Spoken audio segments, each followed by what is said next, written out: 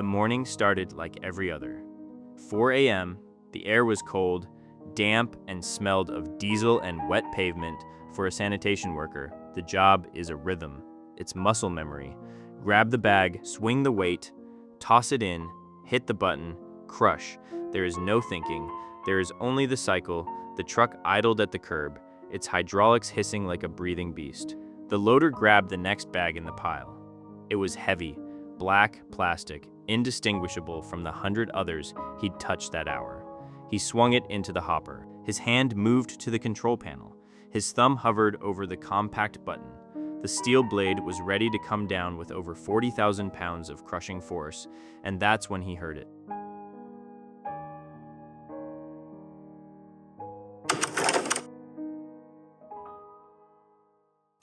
It wasn't the crinkle of plastic. It wasn't the clink of glass. It was a sound that didn't belong in a pile of garbage. Tap, tap, tap. It was muffled, coming from inside the hopper, mechanical, rhythmic. The loader froze. His thumb was millimeters from the button. If he pressed it, the hydraulic sweep would engage instantly. Whatever was in that bag would be flattened into a paste within 4 seconds. He leaned in, straining to hear over the rumble of the engine. Tap, tap, it sounded frantic, like something or someone hitting a wall from the inside. Adrenaline spiked. He didn't think, he reacted. He abandoned the controls and sprinted toward the cab. Stop, don't move. The truck began to roll forward. The driver, confused, looked in the side mirror to see his partner slapping the metal paneling, boots slipping on the wet asphalt. Kill it, kill the hydraulics. The air brakes hissed violently. The truck shuddered to a halt. Silence descended on the street. No birds, no traffic, just the idle hum of the engine. The loader climbed onto the back step, heart hammering against his ribs. He waded through the filth, pushing aside normal trash until he found it. The bag, it was distinct. While the others were tied with loose bunny ears, this one was double knotted and wrapped tightly with industrial tape. It was deliberate. The driver climbed down, his face a mask of confusion. What is it? An animal? The loader didn't answer. He dragged the bag to the edge of the hopper. He touched the side. It was hard, angular. Inside the soft plastic was a rigid case. And inside that case, something was moving. Click, click, click. It wasn't an animal. It was a machine. He pulled a utility knife from his belt. With surgical care, he sliced a 2-inch line near the knot. He peeled back the black plastic. The first thing that hit him wasn't a sight. It was a smell, sharp, chemical, sterile. It smelled like a hospital hallway, but colder.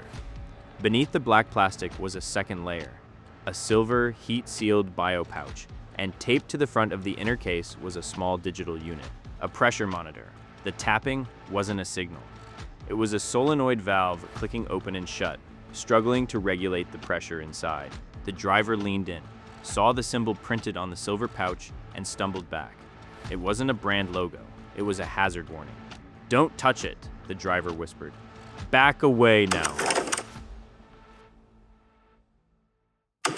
They retreated to the sidewalk, putting 30 feet between themselves and the truck. The realization washed over them. This bag wasn't thrown carelessly. It was placed gently at the curb. It was timed. Whoever put it there knew the schedule. They knew the truck would come, the compactor would crush the case, and the contents would mix with the rest of the trash. Untraceable, destroyed, gone. But if that blade had come down, the pressure monitor clicked again. 3 short pulses. Then silence. The silence was heavier than the noise. The device wasn't counting down, it was failing.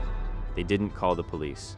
The driver reached into the cab and grabbed a laminated emergency card, standard issue for every sanitation crew. It listed protocols for chemical spills, biohazard encounters, and situations exactly like this. He dialed the number printed at the bottom. "We don't finish the route," the driver said, voice shaking. "Lock the hopper, park it, we wait." The response wasn't loud. There were no sirens, no flashing lights. A black van arrived 40 minutes later. Men in unmarked uniforms stepped out. They didn't ask questions, they didn't need to. They moved with a terrifying efficiency. Full hazmat gear, respirators, sealed suits, thick rubber gloves, they treated the garbage truck like a bomb site. They carefully lifted the bag into a lead-lined containment box. Only after the lid was sealed did one of the specialists approach the driver. One specialist spoke, briefly, reluctantly, as if every word cost him something. The device was a modified pressure vessel. Inside was biological waste, degraded, volatile, and highly illegal to possess. The tapping was the fail-safe trying to keep the seal intact. If the compactor had crushed it, the pressure would have ruptured the casing instantly. The biological agent would have aerosolized. It would have been blasted out of the back of the truck, coating the street, the workers, and drifting into the open windows of the waking neighborhood. It would have been a silent disaster. No explosion, just a city waking up sick, with no idea where ground zero was. The house where the bag was found was raided an hour later. It was empty, not just uninhabited, scrubbed. The walls were bare, marked only by faint rectangular outlines where frames once hung. The air was thick with the sharp, acrid smell of industrial bleach. In the kitchen, the grout between tiles had been scoured bone white. Cabinet doors hung open, revealing nothing but chemical residue. The basement floor was still damp from a recent wash. Even the carpets had been cleaned to the point where walking on them left no footprints. The occupants hadn't just moved out, they had erased themselves. The trail ended there. The waste was traced to a defunct research shell company that had dissolved 3 years prior. The culprits were never found. The incident was buried in paperwork. No news crews, no panic. Just a quiet investigation that went cold. The loader went back to work the next day. Same truck, same route, same early morning fog.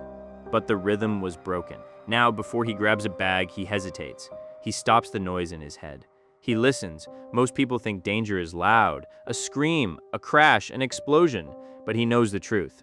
Real danger is quiet. It comes wrapped in plastic, waiting for you to look the other way, hoping that your routine will finish the job for them. And if he hadn't heard that one small sound, no one would have known until it was too late.